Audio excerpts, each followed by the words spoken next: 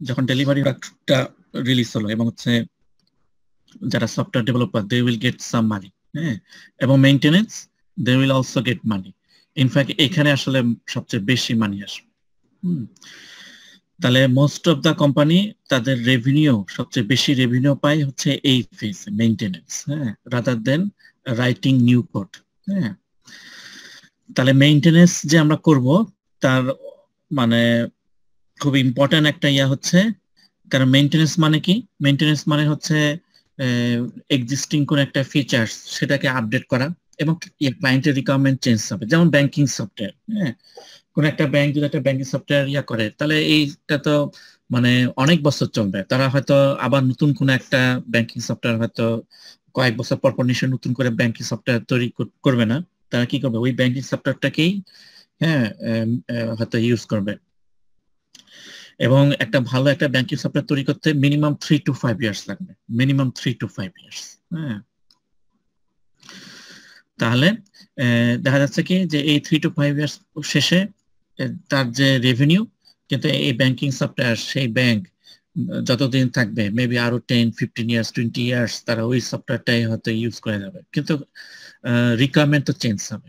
হ্যাঁ, সিচুয়েশন অনুযায়ী নতুন নতুন ক্রাইটেরিয়া অ্যাড হবে। হ্যাঁ, আগের ফিচার্স গুলা আপডেট করতে হবে। যেমন করোনাতে অনেক কিছু হয়তো চেঞ্জ করতে হয়েছে তাদের ক্রাইটেরিয়া, হ্যাঁ, এবং নতুন রিকোয়ারমেন্ট যোগ হবে। তার মানে কি মেইনটেনেন্স এগুলো। হ্যাঁ, কিন্তু যে টিম করে গেল লেটস সে 2010-এ যে টিম করে গেছে 2025-এ, হ্যাঁ, সফটওয়্যারে দেখা গেল কি যে অনেক মেগা চেঞ্জ আনতে হবে, কিন্তু আগে টিম নাই, তাহলে কি হবে? হ্যাঁ, তাহলে আরেকজনে করা প্রজেক্ট হচ্ছে চেঞ্জ করতে হবে।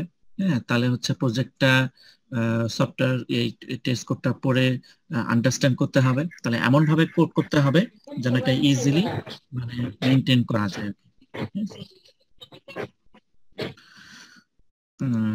তাহলে ডকুমেন্টেশন, ডকুমেন্টেশন খুবই ইম্পর্টেন্ট। হ্যাঁ, ডকুমেন্টেশন হচ্ছে খুবই খুবই ইম্পর্টেন্ট। হ্যাঁ, আমরা অনেক সময় মনে করি যে ডকুমেন্টেশন হয়তো খুব বেশি ইম্পর্টেন্ট না। হ্যাঁ, আমরা এই পর্যন্ত যে প্রজেক্ট গুলা করে আসছি বা ইয়া করে আসছি ওই স্মল প্রজেক্ট গুলার জন্য হয়তো ডকুমেন্টেশন না করলেও হবে, কারণ হচ্ছে যে আমরা যে প্রজেক্ট গুলো করে আসছি এই পর্যন্ত ওই প্রজেক্ট গুলো তো আমরা আসলে ইউজ করবো না। ইউনিভার্সিটি লাইফে আমরা যে প্রজেক্ট গুলো করতেছি এগুলা কি ওখানেই শেষ, তাই না? অলরেডি ওগুলা মিউজিয়ামে চলে গেছে, আর কখনো কেউ আর ইউজ করবে না, ইভেন আমি নিজেও হাতে ইউজ করবো না। কিন্তু রিয়েল লাইফের সিনারি তো আলাদা, কারণ এটা হচ্ছে মেইনটেনেন্স করতে হবে। সো ডকুমেন্টেশন মানে খুবই খুবই ইম্পর্টেন্ট। এখন হচ্ছে প্রোগ্রামটা কিভাবে করলাম। হ্যাঁ, কারণ এক এক প্রোগ্রাম এক একজন এক এক লজিকে করতে পারে, এবং রিয়েল লাইফে কি দেখা যায় যে প্র্যাকটিক্যালি আসলে ম্যাক্সিমাম সলিউশনে মানে খুব মানে ডেপথ লেভেলের লজিক লাগবে তা না।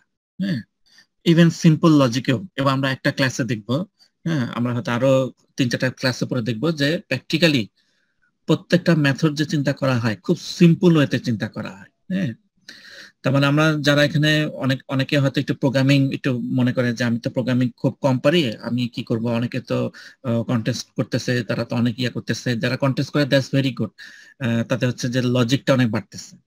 কিন্তু প্র্যাকটিক্যালি আমরা যদি যাই দেখি যে রিয়েল লাইফে আসলে এত লজিকের মানে সলিউশন আমাদেরকে হয়তো ডেভেলপ করতে হয় না আর কি। কিন্তু তার মানে এই না যে প্রোগ্রামিং কন্টেস্ট করবো না, ডেফিনেটলি প্রোগ্রামিং কন্টেস্ট করলে হচ্ছে আমাদের স্কিলস বাড়ে। আমরা একটা জিনিস যত বেশি করব তত বেশি এক্সপার্ট হবো। হ্যাঁ, যেমন কেউ যদি ক্রিকেটার হতে চায়, হ্যাঁ, তাহলে সে কি করবে?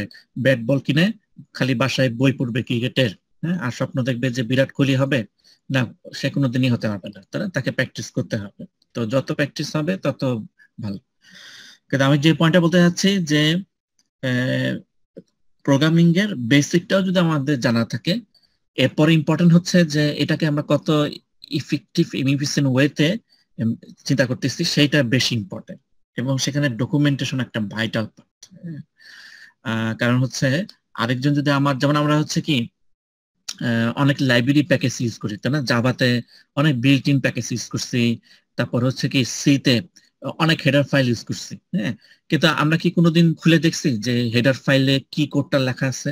লাইব্রেরি প্যাকেজে এই যে আমরা অনেক লাইব্রেরি প্যাকেজ ইউজ করছি জাভাতে, java.io, java.awt, কত বিল্ট ইন ক্লাস ইউজ করছি, এইগুলা তো সব প্রোগ্রাম করা, তাই না? কিন্তু এগুলাকে আমরা কখনো ওপেন করে দেখছি? কেউ কেউ ওপেন করছে? ইনক্লুড stdio.h হেডার ফাইল বা কোনোটা কেউ আছে ওপেন করছে কোনোদিন? এনিওয়ান? কেউ ওপেন করছো? এই যে কে বলে, নাজমুল না স্যার। হ্যাঁ, তারপর হচ্ছে নিশাত, মেহেদি হাসান, শাইক, আজিজুল, না স্যার। না স্যার। তাবিয়া, হ্যাঁ, মুকিদ, হিমেল, ফাইজা, হ্যাঁ, ঠিক আছে। তাহলে দেখো একটা জিনিস আমরা এতদিন ইউজ করছি, হেডার ফাইল, তারপর হচ্ছে এতগুলা প্যাকেজ, জাভাতে কত বিল্ট ইন প্যাকেজ, হ্যাঁ, কিন্তু আমরা কোনোদিনই মানে ওপেন করে দেখি নাই, কারণ এটা আমাদের দরকার হয় না। কিন্তু আমাদের এটা জানতে হয়েছে যে আমরা যদি জাভাতে ফাইল নিয়ে কাজ করি, তখন আমাদের java.io বা ফাইলের সাথে রিলেটেড যে প্যাকেজ গুলা, সেইগুলো আমাদেরকে হ্যান্ডেল করতে হয়েছে। তাহলে আমরা যখন গ্রাফিক্স নিয়ে কাজ করছি, তখন আমাদেরকে হয়তো AWT বা জাভা সুইং, এই প্যাকেজ গুলার মধ্যে যে বিল্ট ইন ক্লাস, সেগুলো আমাদেরকে ইউজ করতে হয়েছে। হ্যাঁ, কিন্তু আমরা কিন্তু কেন AWT প্যাকেজ ইউজ করছি? কারণ আমরা জানি যে GUI রিলেটেড প্যাকেজ গুলা, রিলেটেড ক্লাস গুলা হচ্ছে এই প্যাকেজের মধ্যে আছে। হ্যাঁ, আমরা যদি প্রিন্টএফ করতে চাই, তাহলে stdio.h ইউজ করতে হবে, কিন্তু এগুলো সবগুলাই তো আসলে প্রোগ্রাম করা। হ্যাঁ, কিন্তু আমাদের কিন্তু জানতে হয়েছে যে কোন প্যাকেজের মধ্যে আমাদের রিকোয়ার্ড, আমরা যে টাস্কটা করব সেটা করার জন্য কোন প্যাকেজে কোন ফাংশন গুলো আছে, এটা কিন্তু আমরা মোটামুটি জানি। হ্যাঁ, তার মানে এক্সেন্স বুঝতে পারতেছে যে এইখানে কিভাবে করা হয়েছে সেটা বেশি ইম্পর্টেন্ট না। হ্যাঁ, বেশি ইম্পর্টেন্ট হচ্ছে যে কোন প্যাকেজের ভিতরে কোন ক্লাসটা আছে, কোন ক্লাসে কোন ফাংশনটা আছে, কোন ফাংশন আমাদেরকে কোন ফাংশনটা ইউজ করলে আমরা কোন টাস্কটা করতে পারবো, এইটা জানাটা হচ্ছে বেশি important. And that's why documentation is very very important. হ্যাঁ, প্রোগ্রামটা লজিকটা কি অ্যাপ্লাই করছে আমরা কিন্তু দেখিও নাই, এই প্রিন্টএফ এর ভিতরে লজিকটা কি করছে, আসলে লজিকটাকে আমি চেঞ্জ করতে পারতাম কিনা? এই যে ফাইলে যে ইম্পোর্ট করছে, আমরা যে বলতেছি বাফার রিডার, হ্যাঁ, তারপর বাফার রাইটার, হ্যাঁ, স্ক্যানার, ও আসলে কিভাবে করছে, হ্যাঁ, এটা জানাটা আসলে মোটেই ইম্পর্টেন্ট। হ্যাঁ, আমাদের বেশি ইউজ করতে, আমি যদি ফাইল ইউজ করতে চাই, ওকে, তাহলে বাফার রিডারকে কল করব, বাফার রিডারের এই ফাংশনগুলো ইউজ করব, শেষ। হ্যাঁ, কিন্তু আমার জানতে হবে যে আমি ইউজেসটা কিভাবে করব। হ্যাঁ, আমি কি যে ফাংশনটা যে কল করব, ফাংশনটা কল করলে আমাকে প্যারামিটার কি দিতে হবে, ইন রিটার্ন সে আমাকে কি দিবে, এক্সেপশন কি থ্রো হতে পারে, এই জিনিসগুলো জানা দরকার। বাট লজিক, ও প্রোগ্রামটা কিভাবে করছে, ফাংশনটা ইমপ্লিমেন্টেশন কি, এটা আমাদের না জানলেও চলবে। কিন্তু ডকুমেন্টেশন যদি না জানি, তাহলে তো আমি ইউজই করতে পারবো না। হ্যাঁ, তাহলে এটা খুবই খুবই ইম্পর্টেন্ট। হ্যাঁ, কারণ আরেকজনের করা কোড, হ্যাঁ, আমার খুব বেশি জানা আসলে দরকার নেই। হ্যাঁ, আমি যদি ডকুমেন্টেশন থেকে বুঝতে পারি যে সে কি পারপাসে ইউজ করছে, এবং আমরা একটু পরে দেখবো যে প্র্যাকটিক্যালি আমরা তো এতদিন স্ল্যাশ সিস্টার করে আসছি, আরো মানে ওয়েল ফরম্যাটে কিভাবে ডকুমেন্টেশন করে, যাতে হচ্ছে আরেকজন আননোন ডেভেলপার ইজিলি আরেকজনের কোড যেন বুঝতে পারে, সেটা। ওকে, আমরা কি পয়েন্ট একটু বুঝতে পারছি যে ডকুমেন্টেশন যে আসলে খুবই মানে ইম্পর্টেন্ট একটা জিনিস। হ্যাঁ, তো ওখানে এই বলা হচ্ছে যে ডকুমেন্টেশন, অনেকে মনে করে যে টেডিয়াস, মানে এক্সট্রা বার্ডেন। হ্যাঁ, অনেক কিছু মনে হচ্ছে রিডান্ডেন্ট। হ্যাঁ, এটা অনেক সময় মনে হতে পারে যে আমি যখন কোড করতেছি তখন মনে হচ্ছে যে আমি তো আসলে নিজেই জানি কি করছি। হ্যাঁ, ইভেন 2 মাস পরেও বুঝতে পারবো না, আমরা আসলে লং টার্ম চিন্তা করতেছি, এবং লার্জ স্কেলের প্রজেক্টে আসলে এটা মানে একজন তার সব কোড মনে রাখতে পারবে, এটা আসলে মানে পসিবল। তাহলে এখন দেখি যে ডকুমেন্টেশন কত ধরনের হয়। ডকুমেন্টেশন অনেক ধরনের হতে পারে। একটা হচ্ছে রিটেন ডকুমেন্টেশন, যেমন রিডমি ফাইল আমরা একটু পরে আসতেছি। রিটেন ডকুমেন্টেশন হচ্ছে কি, যেমন একটা হতে পারে যারা ইউজার, যারা এন্ড ইউজার, যারা এই সিস্টেমটা ইউজ করবে তাদের জন্য, যেমন টিউটোরিয়ালস হতে পারে, ম্যানুয়াল হতে পারে, সেগুলা প্রজেক্টের ওয়েবসাইট হতে পারে, যেমন হচ্ছে গিটহাব। হ্যাঁ, গিটহাব ওয়েবসাইট হতে পারে, যেখানে হচ্ছে যে তাহলে একটা ডকুমেন্টেশন হতে পারে যারা এন্ড ইউজার, যারা ইউজ করবে তাদের জন্য হচ্ছে বিভিন্ন ম্যানুয়াল। আবার আরেকটা হতে পারে কি, যারা ডেভেলপার, হ্যাঁ, তাদের জন্য হচ্ছে যে ডকুমেন্টেশন। যেমন হচ্ছে কি ডিজাইন ডকুমেন্টেশন, যেমন ইউএমএল এর ডায়াগ্রাম গুলো হতে পারে, ডাটাবেস স্কিমা হতে পারে, প্রজেক্টের ওয়েবসাইট, এগুলা হচ্ছে কি যে ইম্পর্টেন্ট। এগুলা হচ্ছে যারা ডেভেলপার, কারণ তারা যখন এক্সটেন্ড করতে যাবে, তারা যখন মডিফাই করতে যাবে, তখন তাদের জানতে হবে যে যারা ডেভেলপ করছে তারা কি কি ডকুমেন্টেশন করছিল, তাদের ডাটাবেস স্কিমাটা কি ছিল, কারণ আমাদের ডাটাবেস স্কিমায় হয়তো চেঞ্জ করতে হবে। তাহলে এই সবগুলা হচ্ছে কি রিটেন ডকুমেন্টেশন। তো আমরা রিডমি ফাইল একটা এক্সাম্পল দেখি, তাহলে হচ্ছে যে আমাদের এটা অনেক মানে ক্লিয়ার হবে আর কি।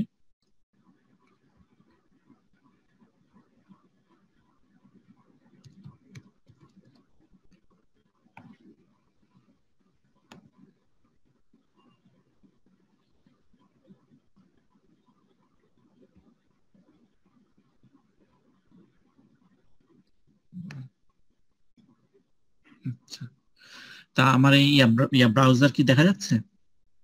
এই যে হ্যাঁ, ঠিক আছে।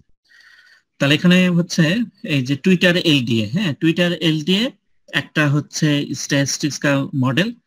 যেমন হচ্ছে টুইটারে কি হয়, আমরা অনেকে আমরা টুইটার তত বেশি ইউজ করি না। তাহলে টুইটারে কি হয়, আমরা টুইট করি, তারা শর্ট একটা মেসেজ, বা যেমন ফেসবুকে আমরা হচ্ছে পোস্ট করি। তাহলে টুইটার এলডিএ হচ্ছে কি, এই যে অনেকে যে টুইট করতেছে, এবং টুইট হচ্ছে কি যে 140 ক্যারেক্টার ছিল আগে, এখন হচ্ছে ডাবল করছে 280 ক্যারেক্টার। তাহলে খুবই মানে limited 280 characters including white space, comma টমা সব মিলে। তাহলে 280 ক্যারেক্টারের মধ্যে তো আমরা খুব বেশি লিখতে পারবো না। তো টুইটার এলডিএ কাজ হচ্ছে কি যে এই যে অনেকগুলো টুইট করতেছে, আমরা যদি একটা টুইটটা কি নিয়ে টুইট করলো এটা যদি আমরা ম্যানুয়ালি রিড করি, তাহলে আমরা বুঝতে পারবো যে এই পার্টিকুলার ইউজার এটা কি নিয়ে টুইট করলো। কিন্তু আমাকে যদি এখন 1 লক্ষ টুইট দেওয়া হয়, সবগুলো যদি আমি ম্যানুয়ালি রিড করতে চাই, তাহলে ইট উইল টেক টাইম। তাহলে টুইটার এলডিএ হচ্ছে একটা মডেল, যেটা হচ্ছে যে ইনপুট হিসেবে অনেক টুইট নিবে, এবং আউটপুট হিসেবে সে বলে দিবে যে কোন টুইটটা কোন টপিককে ইন্ডিকেট করে। যেমন কেউ হয়তো টুইট করলো ডোনাল্ড ট্রাম্প নিয়ে, কেউ হয়তো টুইট করলো ইউএসএ পলিটিক্স নিয়ে, কেউ হয়তো টুইট করলো স্পোর্টস নিয়ে। তো হিউম্যান বিং আমাদের জন্য এটা ইজি, আমরা হচ্ছে টুইটটা পড়ে বুঝতে পারবো, কিন্তু মেশিন কিভাবে আন্ডারস্ট্যান্ড করবে সেটার জন্য হচ্ছে একটা মডেল। আমরা মডেলের ডিটেলসে যাচ্ছি না, আমরা জাস্ট বললাম মডেলটার পারপাস হচ্ছে এইটা। আমরা যদি তাকে ইনপুট হিসেবে টুইট দিই, আউটপুট হিসেবে সে প্রত্যেকটা টুইট কোন কোন টপিকসে ইন্ডিকেট করাচ্ছিল। এখানে ধরে নিচ্ছে যে একটা টুইট, যেহেতু টুইট হচ্ছে অনেক শর্ট, মাত্র 280 ক্যারেক্টার, তো 280 ক্যারেক্টার আমরা খুব বেশি লিখতে পারবো না। তাহলে এখানে তারা অ্যাজাম্পশন করছে যে একটা টুইট একটা টপিকসকে ইন্ডিকেট করবে, তো সেইটা হচ্ছে আমাদেরকে বলে দিবে। তো এখন এমন হতে পারে যে আমাদের অনেক সময় কোনো একটা টাস্ক করতে গেলে দেখালো যে আমাদের টুলস লাগবে, এবং এটা দেখালো যে এরকম টুলস অনেকগুলো অ্যাভেলেবল, আমরা কোনটা ইউজ করবো।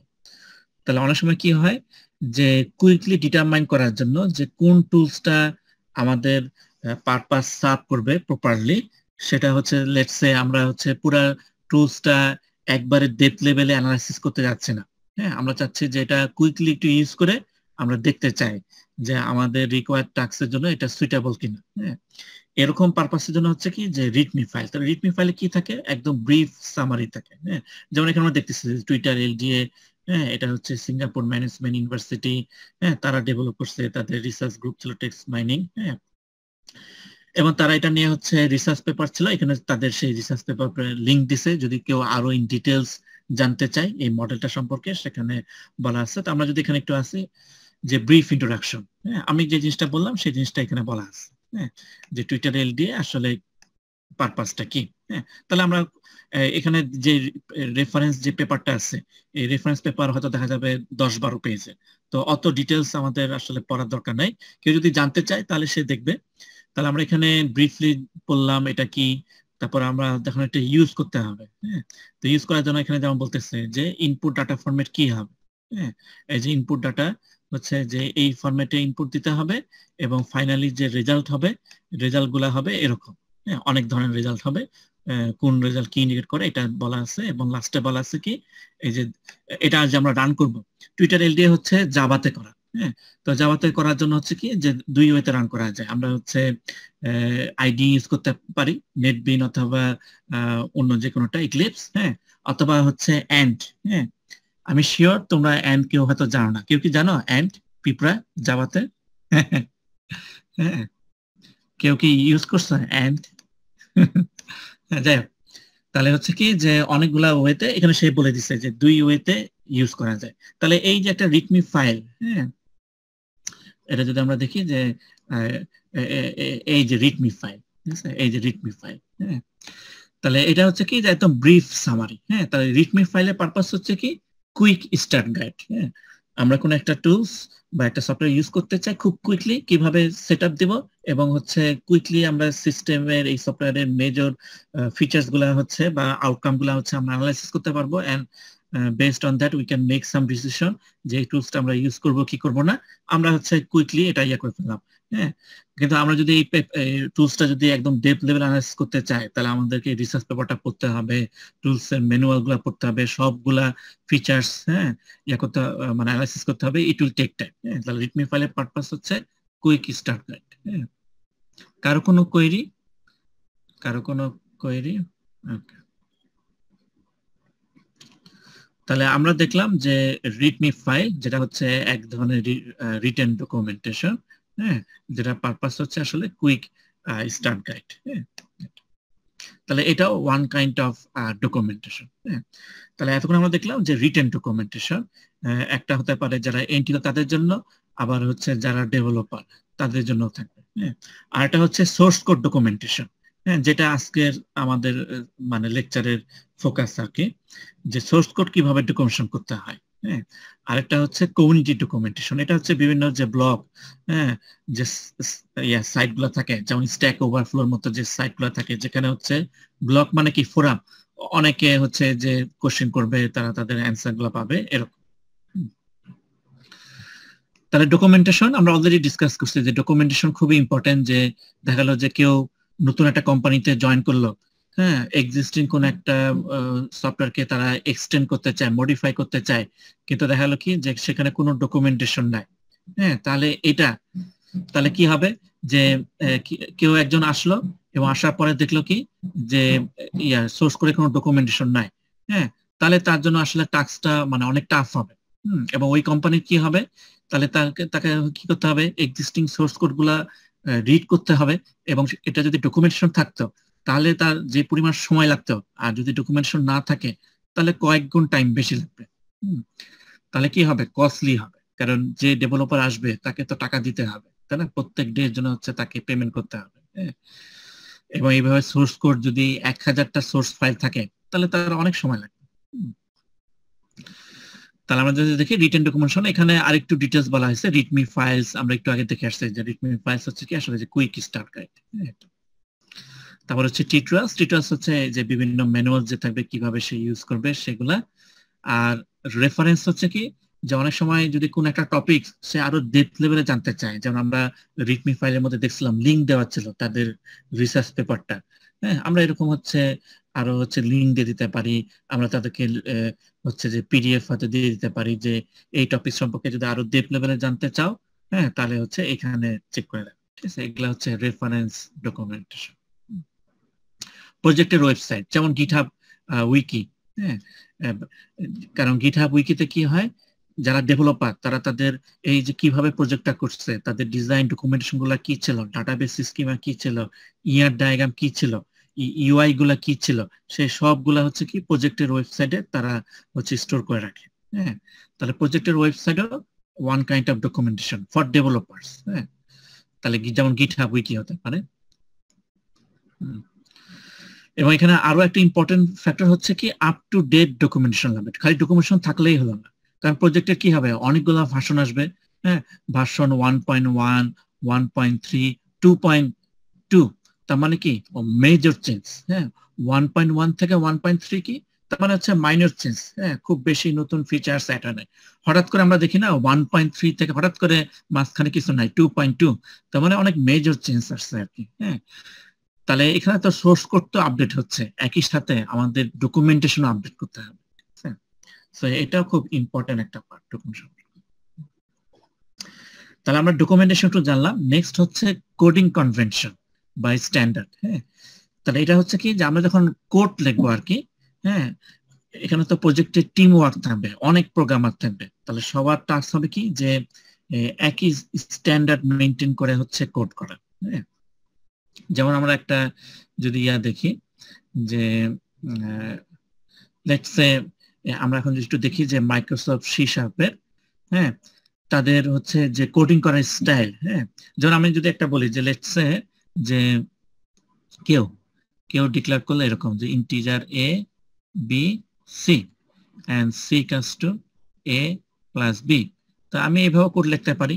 আমি কিন্তু এইভাবে লিখতে পারি যে integer let's say number 1 number 2 হ্যাঁ সাম and sum equals to number 1 plus number 2, ঠিক আছে?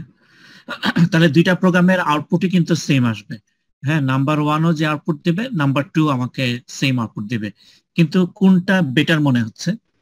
2 নাম্বারটা। হ্যাঁ কোনটা? নাম্বার 2? জি স্যার। হ্যাঁ রাইট। কেন?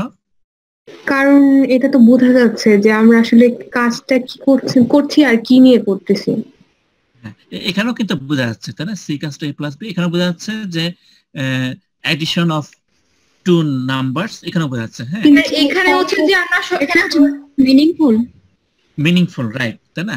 এবং ইউজুয়ালি কি হয়, ইউজুয়ালি আমরা প্রোগ্রামে কি হয় যে ভেরিয়েবল গুলো ডিক্লেয়ার করি অনেক আগে, কিন্তু সেটার ইউজ এই যে C equals to A plus B, দেখা গেল যে এটা লেখা আছে হয়তো লাইন নাম্বার 10 এ, কিন্তু C equals to A plus B এটা তো লেখা আছে লাইন নাম্বার 1050 তে, ঠিক আছে?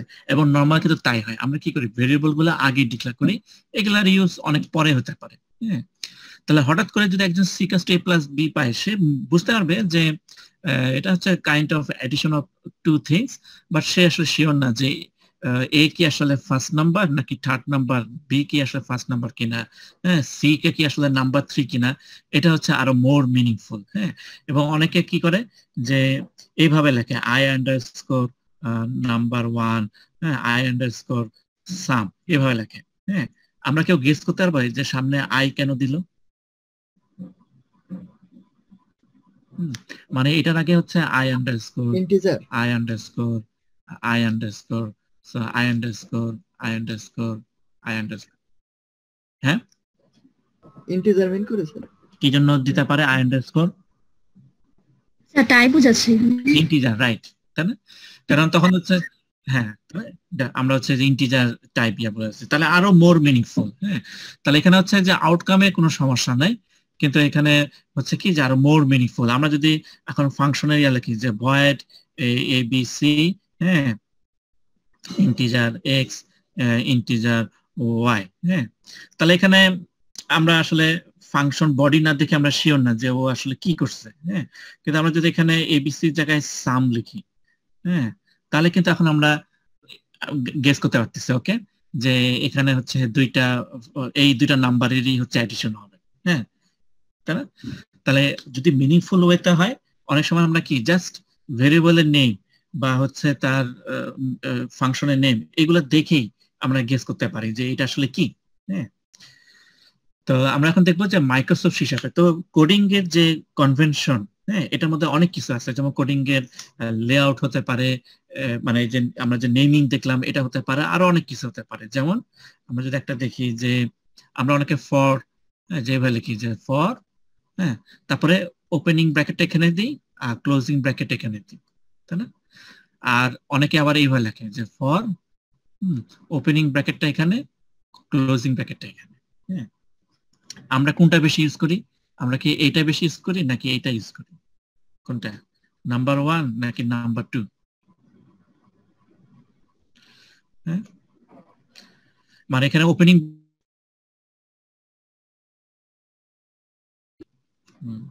কোনটা বেশি ইউজ করো? স্যার নাম্বার 2 ইউজ করেন। নাম্বার দ্বিতীয়টা ইউজ করি আর কি, এবং এটাই আসলে বেশি। হ্যাঁ ঠিক আছে, তাহলে এখানেও কিন্তু আসলে কোনো প্রবলেম নেই, আমরা যে কোনোটাই দিতে পারি আর কি। হ্যাঁ কিন্তু আমরা এখানে এটা কোডিং কনভেনশন বা কেন বলতেছি, কারণ হচ্ছে একটা লার্জ প্রজেক্ট করতে যাব তখন অনেক প্রোগ্রামার থাকবে, মেবি 100 or মোর দেন 100, হ্যাঁ বা এমন হতে পারে 10 জন 20 জন।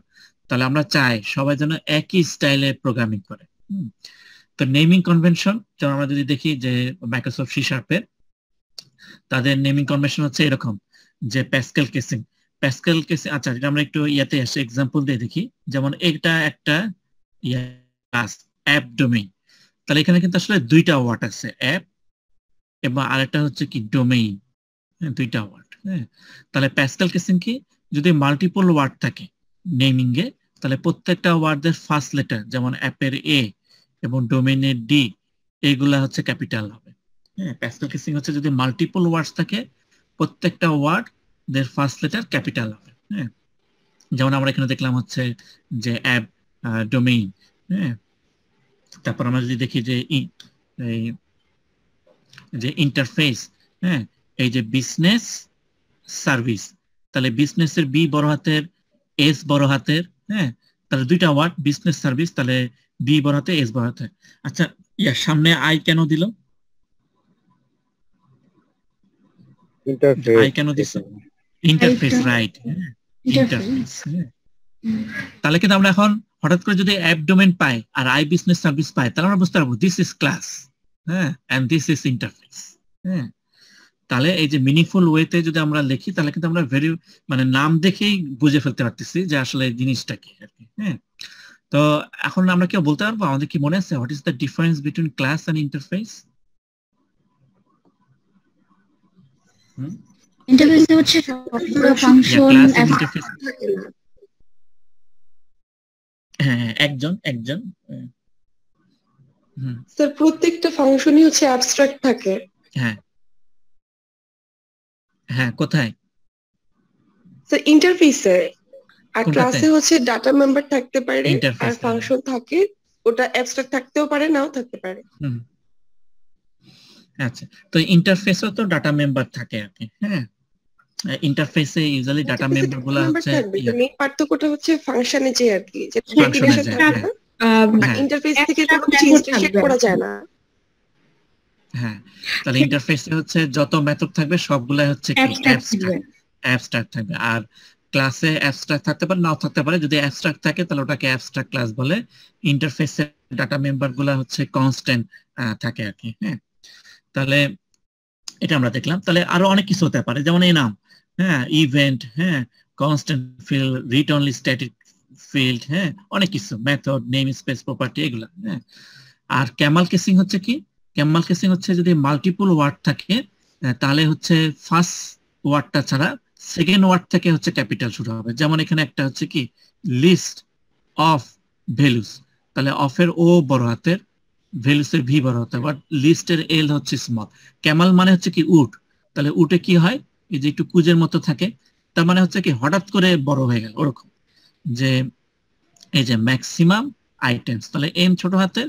সেকেন্ড ওয়ার্ড থেকে হচ্ছে ক্যাপিটাল শুরু এটা হচ্ছে ক্যামাল এবং প্যাসকেল কেসিং এর মধ্যে ডিফারেন্স হ্যাঁ এবং সি শার্পে হচ্ছে কি যে ইউজুয়ালি হচ্ছে যে প্রাইভেট ফিল্ড সেক্ষেত্রে হচ্ছে তারা ক্যামাল কেসিং ইউজ করে তাহলে কিন্তু আমরা মানে সি শার্পের যদি স্ট্যান্ডার্ড মেনটেন করে তাহলে কিন্তু এটা থেকে সে আরো বুঝে ফেলতেছে যে দিস ইজ এবং এটা হচ্ছে কি private variable this is a private field হ্যাঁ তারপরে হচ্ছে ফাংশনের প্যারামিটার সেক্ষেত্রে হচ্ছে তারা ক্যামাল কেসিং ইউজ করে হ্যাঁ তাহলে অনেক কিছু আছে তারপর যদি আমরা দেখি যে এই যে কোডিং এর লেআউট হ্যাঁ কোডেরও লেআউট হয় যে আমরা এমটি লাইন্স কিভাবে দিব যেমন আমরা তো এইভাবে লিখতে পারি যে ইন্টিজার এ বি সি যেমন একটু আগে আমরা দেখলাম যে ফর হ্যাঁ যে আমরা ওপেনিং ব্র্যাকেটটা এখানে দিব নাকি এখানে দিব ঠিক আছে তারপর অনেকে কি করে যে C equals to A plus B তাহলে এই যে অপারেন্ড আর অপারেটর এগুলোর মধ্যে কোনো স্পেস নাই কিন্তু সি শার্পে কি করা হয়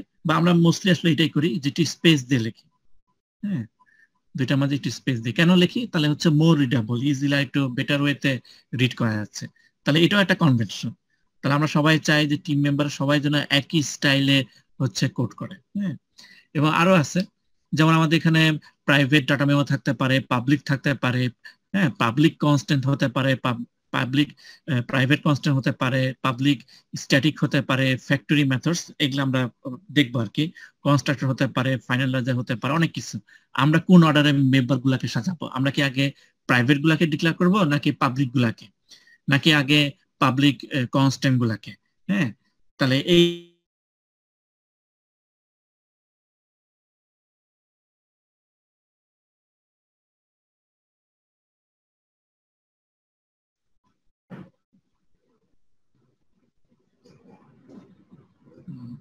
আচ্ছা, আমি কোন পর্যন্ত ছিলাম?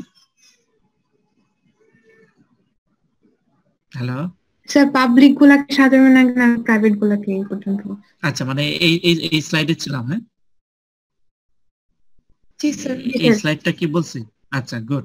তাহলে এখানে তার মানে বোঝাচ্ছে যে প্রোগ্রাম করতে গেলে আমাদের যা যা প্রয়োজন হয়, যেমন হচ্ছে নেমিং, আমরা দেখলাম যে নেমিং এর কনভেনশন, নেমিং কিভাবে করতে হবে, তারপর হচ্ছে স্পেসিং, ইভেন হচ্ছে যে আমরা যে একটা মেথড লিখলাম, হ্যাঁ, আমরা যে স্পেসিং দিব, স্পেসিং কেমন হবে, যে 3টা স্পেস দিব নাকি 4টা স্পেস দিব, তারপর হচ্ছে যে ফর লুপের পরে স্পেসিং কেমন হবে, এগুলোকে বলা হয় ইন্ডেন্টেশন বা স্পেসিং।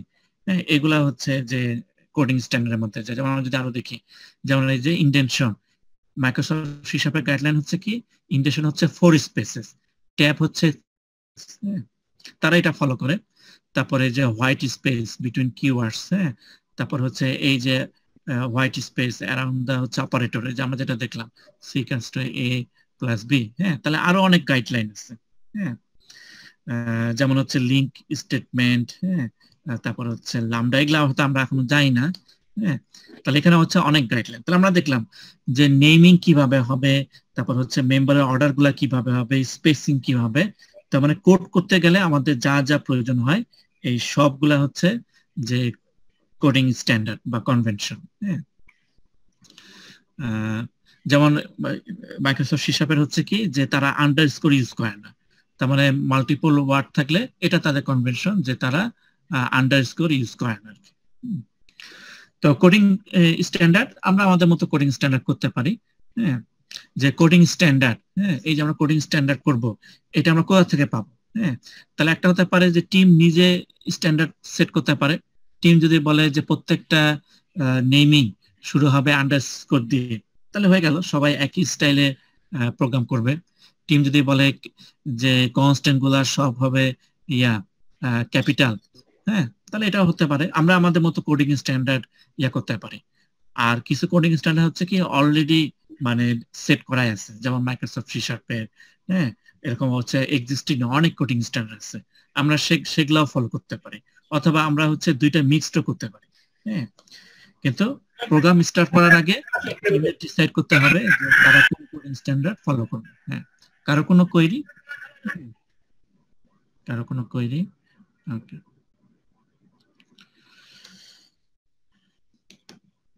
তাহলে এই কোডিং স্ট্যান্ডার্ড কেন দরকার আসলে? হ্যাঁ, কোডিং স্ট্যান্ডার্ড কেন ফলো করব? Better for maintenance. হ্যাঁ, এই যে একটা জিনিস আসলে যে মেইনটেনেন্স, একটু আগে আমরা জানি আসছি যে মেইনটেনেন্স এটা খুবই মানে ইম্পর্টেন্ট একটা ফেজ। হ্যাঁ, তাহলে কোডিং স্ট্যান্ডার্ড, হ্যাঁ, যেটা হয়তো আমাদের কাছে এক সময় মনে হতে পারে আসলে এবার মানে but this is very important, better for maintenance. এবং আরেকটা হচ্ছে কি ক্লিয়ার কোড। হ্যাঁ, কোড থাকবে একদম ক্লিয়ার। হ্যাঁ, and it will generate less bugs, মানে লেস এরর হবে। হ্যাঁ, কারণ আমরা যদি অনেক প্রোগ্রামটা অনেক বড় হয়ে যায় বা অনেকগুলা প্রোগ্রাম ফাইলস থাকে, তখন যদি এরকম মানে স্ট্যান্ডার্ড ওয়েতে যদি আমরা প্রোগ্রাম করি, তাহলে প্রোগ্রামটা, কারণ বাগস হলে কি হবে, প্রোগ্রামটা কোথায় বাগস হলো সেটা ফিগার করতে হবে। এখন যদি মানে বেটার ওয়েতে প্রোগ্রাম না থাকে, তাহলে এই বাগসটা ফিগার আউট করতে আমাদেরকে অনেক সময় লাগবে। হ্যাঁ, এবং ক্লিয়ার কোড থাকলে হচ্ছে কি এরর হওয়ার পসিবিলিটি অনেক কমে আসবে। And good for team work. হ্যাঁ, এন্ড লোয়ার কস্ট। হ্যাঁ, কারণ হচ্ছে কি যে আমাদেরকে এটাকে এক্সটেন্ড করা বা হচ্ছে যে মেইনটেইন করা মানে খুব ইজি হবে। হ্যাঁ, আমাদেরকে খুব বেশি টাইম, হ্যাঁ, time is also money, time is also cost, effort is also money. হ্যাঁ, সো এই জিনিসগুলো আমাদের অনেক কম লাগবে আর কি।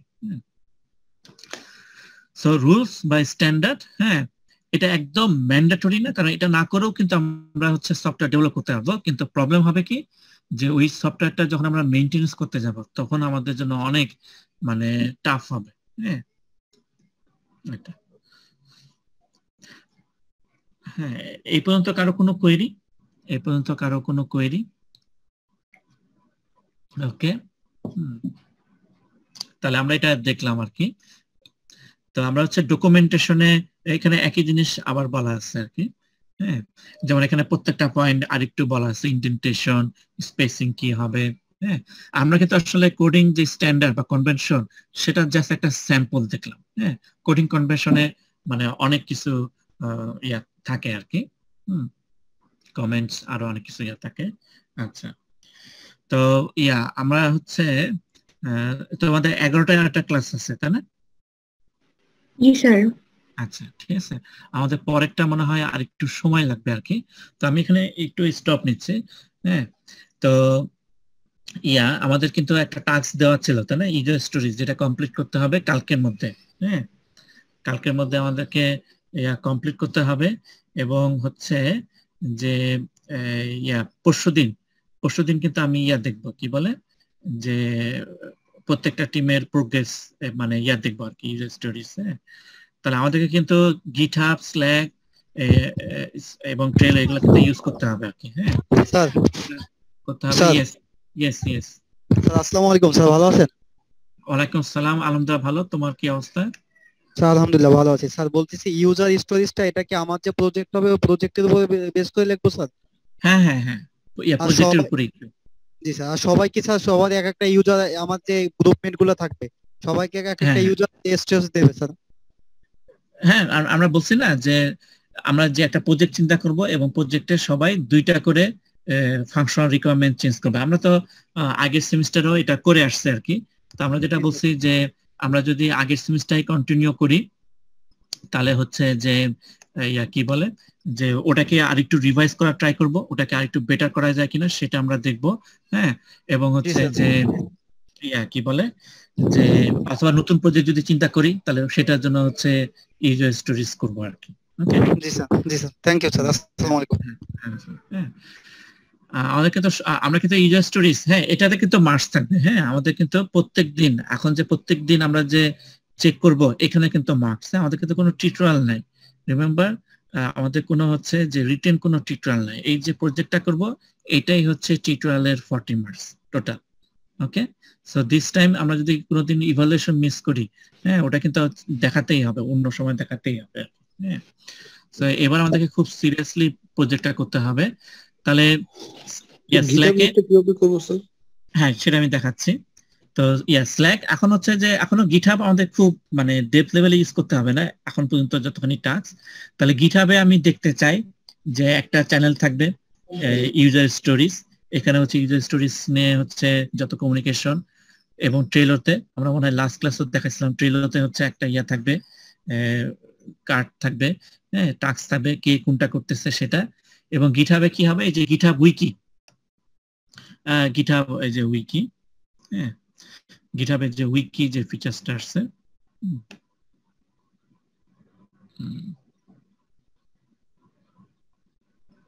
এই যে এটা, আমরা হচ্ছে উইকিতে এবং হচ্ছে যে এইখানে, হ্যাঁ এইখানে যেমন হচ্ছে লেটস সে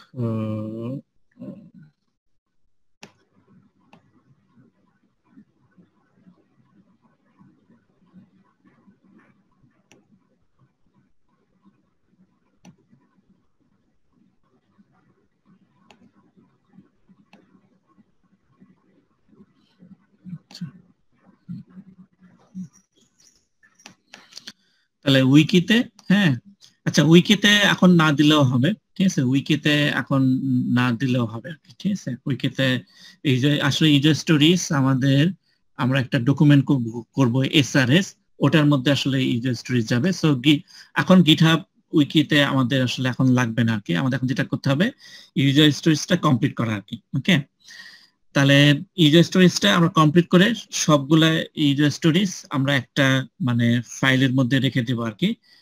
পরশুদিন, হ্যাঁ বৃহস্পতিবার দিন আমি প্রত্যেকটা গ্রুপের সবগুলা ইউজার স্টোরিজ হয়তো চেক করা টাফ হবে আর কি, আমি হয়তো প্রত্যেকটা গ্রুপের হ্যাঁ স্যাম্পল 2-3টা করে হচ্ছে ইউজার স্টোরিজ দেখবো আর কি। হ্যাঁ, তবে এবার কিন্তু কনফার্মেশন এইটা আমাদেরকে ভালো করে চিন্তা করতে হবে আর কি। হ্যাঁ, যে কি কি মানে পয়েন্ট হতে পারে, আমরা কিন্তু লাস্ট ক্লাসে ডিসকাস করছি সম্ভবত যে কনফার্মেশন ইউজার স্টোরি 2টা পার্ট থাকে, ফ্রন্ট এন্ড এবং হচ্ছে ব্যাক এন্ড, এবং প্রত্যেকটা ফিচার্স এর এগেইনস্টে কি কি সিনারিও হতে পারে সেগুলো হচ্ছে কনফার্মেশন ইয়াতে আসতে হবে। ওকে, তাহলে পরশুদিন আমি কিন্তু দেখবো আর কি। পরশুদিন তাহলে প্রথমে আজকে ক্লাসে যতখানি বাকি আছে এইটুকু ক্লাস হচ্ছে আমাদের প্রজেক্টের। তাহলে প্রত্যেকটা গ্রুপ আমি সিআর কে বলবো যে প্রত্যেকটা গ্রুপের ডিটেলসটা একটু কালেক্ট করার জন্য, কে কে টিম মেম্বার, এবং সেটা আমাকে কালকে সেন্ড করে দেওয়ার জন্য। ওকে স্যার, আমরা গিটহাবে অ্যাকচুয়ালি কি করব এখন, এটা যদি আবার একটু বলতেন তাহলে ভালো। হ্যাঁ, এখন পর্যন্ত গিটহাবে কিছু করার নাই আর কি, ঠিক আছে? এখন কিছু করতে হবে না। হ্যাঁ, নেক্সট ক্লাসে আমি দেখাই দেব। তাহলে স্যার আমরা হচ্ছে যে ইউজার স্টোরিটা এখন যেটা করব যে গিটহাব মানে অ্যাকাউন্ট ক্রিয়েট করে রাখবো, একটা যে কোনো একজন একটা রিপোজিটরি ক্রিয়েট করবে এবং বাকিদেরকে অ্যাজ এ কোলাবোরেটর হিসেবে অ্যাড করে রাখবে আর কি, এইটুকু। আচ্ছা স্যার, আমরা যে হচ্ছে ইউজার স্টোরিটা প্রেজেন্ট করব, এটা হচ্ছে কোথা থেকে করব অ্যাকচুয়ালি? মানে যে কোনো একটা জায়গা থেকে দেখালে হবে, মানে ওয়ার্ড ফাইল, মানে এটা কোনো প্রেজেন্টেশন বা ইয়া না, আমি খালি দেখতে চাই যে ইউজার স্টোরিজ গুলার মানে কিরকম হয়েছে এইটুকু। হ্যাঁ, সেটা আমরা ওয়ার্ড ফাইল, পিডিএফ যে কোনোটা থেকে দেখাতে পারি। হ্যাঁ, আমি প্রত্যেকটা ট্রেলো বোর্ড থেকেও দেখানো যাবে ইজিলি, কারণ ট্রেলো বোর্ডের ডেসক্রিপশনে তো আমরা লিখিয়ে রাখবো এটা। যদি ওটা লিখে রাখো ওখান থেকে দেখাতে পারো, যে কোনো এক জায়গা থেকে দেখালে হলো, বা যদি স্ল্যাক থেকেও আমরা দেখাই তাহলেও হবে। হ্যাঁ, মানে স্ল্যাকেও যদি হয় যে না স্যার স্ল্যাকে এগুলা ড্রাফট ছিল আর স্ল্যাকে যেটা লাস্টে দেওয়া হয়েছে এটা হচ্ছে ফাইনাল ভার্সন, যে কোনো জায়গা থেকে দেখালেও হবে আর কি। সেটা আসলে ওরকম ফর্মাল কোনো ইয়া না, কিন্তু আমি দেখতে চাই যে মানে স্ল্যাকের প্রপার ইউজ ছিল, স্ল্যাক একটা চ্যানেল ছিল এবং সেখানে কনভারসেশন ছিল। হ্যাঁ, কনভারসেশন মানে এরকম না যে জাস্ট আগের দিন নাইটে, then you will lose mark. হ্যাঁ, কারণ এটা হচ্ছে যে গত কয়েকদিন মিলেই আসলে স্ল্যাকের ইউজ হওয়ার কথা। হ্যাঁ, আমি দেখবো যে ট্রেলোতে কার্ডগুলা কখন মুভ হয়েছে, কারণ এট দ্য বিগিনিং সবগুলা ইউজার স্টোরিজ কি থাকবে আন্ডার টু ডুতে, তারপর যখন যে স্টার্ট করবে সে হচ্ছে মুভ করবে। হ্যাঁ, এটা যখন কমপ্লিট হবে তখন হচ্ছে সে ডানে নিয়ে আসবে। হ্যাঁ, তাহলে এই জিনিসগুলো কিন্তু আমাদের খেয়াল রাখতে হবে।